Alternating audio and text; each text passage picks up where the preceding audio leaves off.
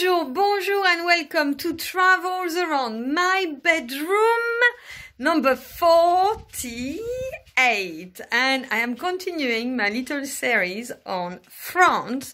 Today I am taking you to the south of France, to a region that you might not have heard about, which is called Occitanie. So before we start, I just want to put everything back into context. I have spoken to you about already Brittany. I think one thing that I forgot to tell you about the Bretons is that, although I mentioned that of course they are by the sea, so they have beautiful coastline, the one thing that's amazing is their language and their names. And I gave you some names, but what I forgot to tell you is that for me, they are names who make you want to travel. They make you want to dream. And the thing about the Bretons is that you find them, they are like the people in France who travel all over the world.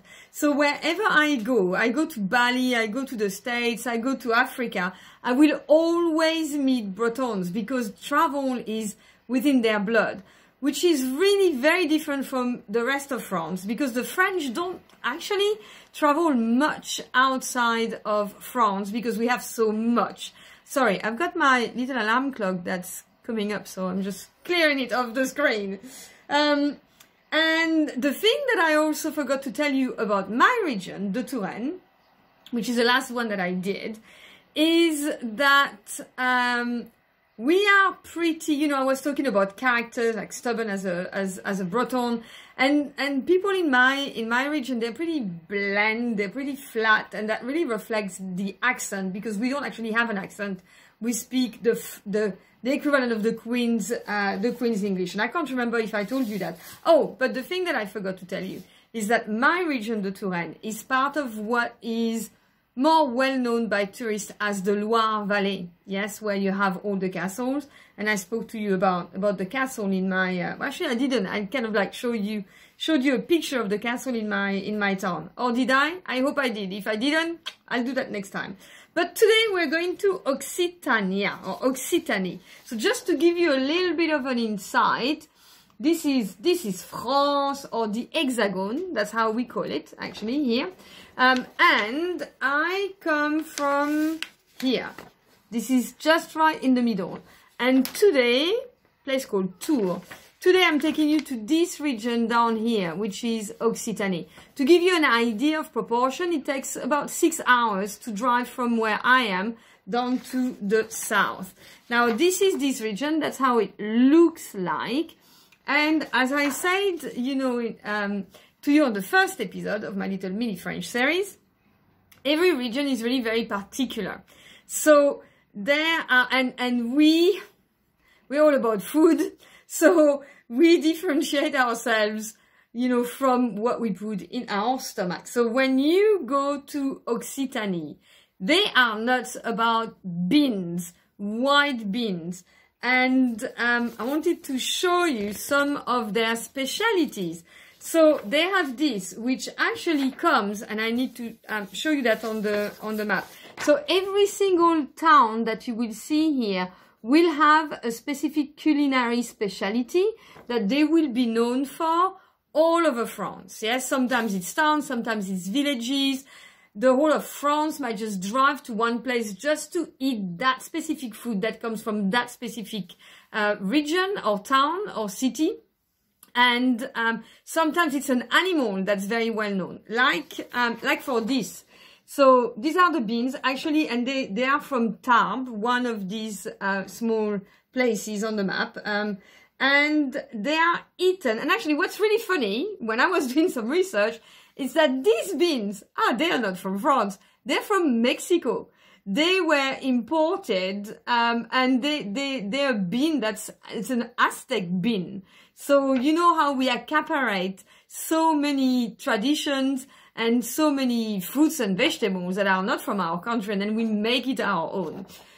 So there you are. And they're called the flageolets tarbanais, or les haricots tarbanais. And here is a piece of pork, but it is a very, very specific pork that you can only find in that region, and it's called the Black Pork. Another place that is very well known, and I'm sure you will have heard about it, but I'm just going to show you on the map, is Carcassonne. Carcassonne is just here. It's a beautiful medieval place. It's absolutely gorgeous. I went there with some students of mine. It's like being in a movie, and it's medieval, and it's got to do with the knights. So it's a really beautiful atmosphere when you get there. But what you have, the dish in Carcassonne is the cassoulet. And again, it's made with beans. And you'd think it's so hot down there. The last thing I want to eat is lots of beans, but there you are. But the particularity of this dish is that it has duck. So duck is the specialty of the whole area, actually. Really good, fantastic quality duck. And it is served with duck, with pork, and with lamb. Now, I make a damn good cassoulet. But to give you an idea, it takes the whole day to make one.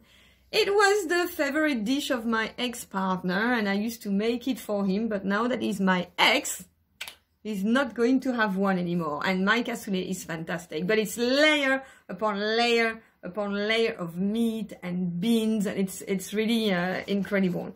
So this is from another, let me take the map. This is from Toulouse, so Toulouse is the other place.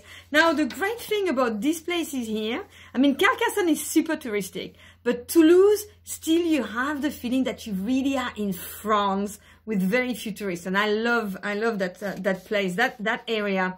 It's not like Nice or Cannes, and I will do a little video on the proper kind of like south of France, the glamorous south of France. This is more the countryside south of France, more the outback, the more, I would say, authentic France.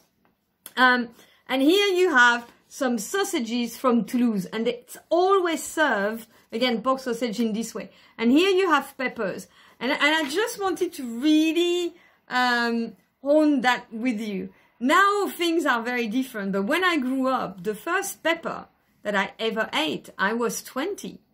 Because in my region, there wasn't the climate to grow pepper. It wasn't done. It's not something that my parents would grow in the garden.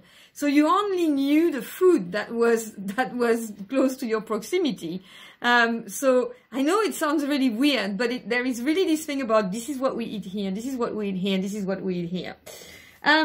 So food is massively important. Some of the most incredible tourist destinations of that area will be, one is in Nîmes. Actually, I'm going to put them on the floor because one is in Nîmes, and Nîmes is just down here, and it is a Roman amphitheater here that you can see. It is actually the best preserved amphitheater, Roman amphitheater in France, and it's also the tallest. It can hold 24,000 people in, which is pretty impressive. And you can go and visit the gladiator quarters. You can, of course, go and visit the place. They do concerts in there, which must be absolutely fantastic. And they also have a museum of bullfighting. So corrida is actually something that is practiced in the south of France, like it is in Spain, much less than it used to years ago, but it is still very much part of the traditions in the south of France. Then we have another place called Cahors that I wanted to show you.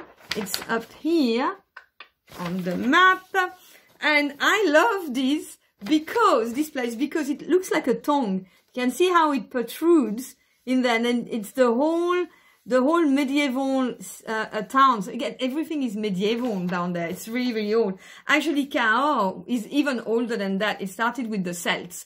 So you have a lot of, Celtic or Celtic connections as well from the south. Then, going as well to Brittany. And then we have, of course, the United Kingdom, with Ireland and with Wales, and Scotland as well. So, these places, I don't know if you can see on the picture, but here you have bridges. So this is kind of like one of the bridges. And I wanted to talk to you about bridges and France, because we are nuts about bridges. We love big engineering projects. We have a bridge that's the tallest in the world, and it's 345 meters or 43 meters high. Yes, but we are nuts about mathematics and physics and engineering and grand projects that are like, wow, magnificent, that everyone can, grandiose. Yeah, that's really in our bones. So I wanted to finish with the best. Yes, because another thing, as I mentioned when I did my little video on the Touraine, is that we define ourselves not only by what we eat, but what we drink. Yes. So in Brittany, I don't think I told you, but they have cider, and they won't drink as much wine as we do. Like in my region, we're just all about wine. That's all that matters to us. And in Occitanie, it is all about a drink which is called Armagnac. Now, I don't know if you've ever heard of Armagnac.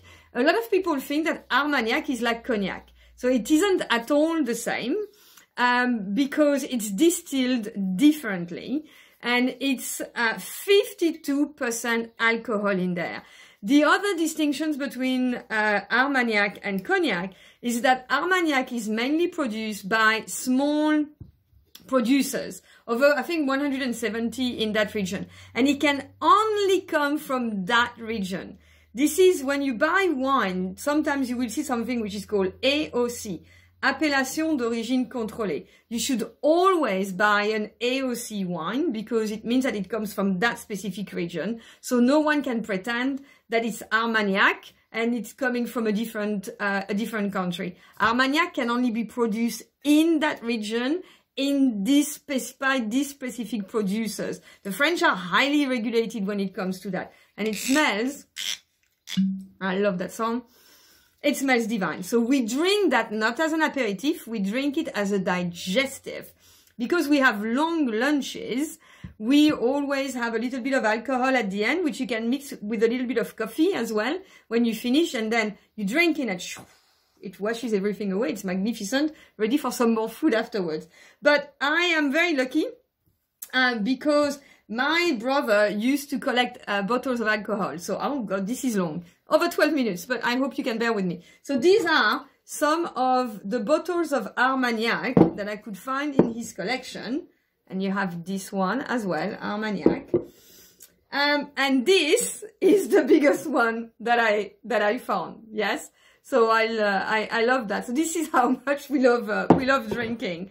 And the one thing with Armagnac actually is that it comes from a place that you will have heard about, which is Gascogne. And you won't know the place Gascogne, but you will know about the Three Musketeers, and you will know about D'Artagnan.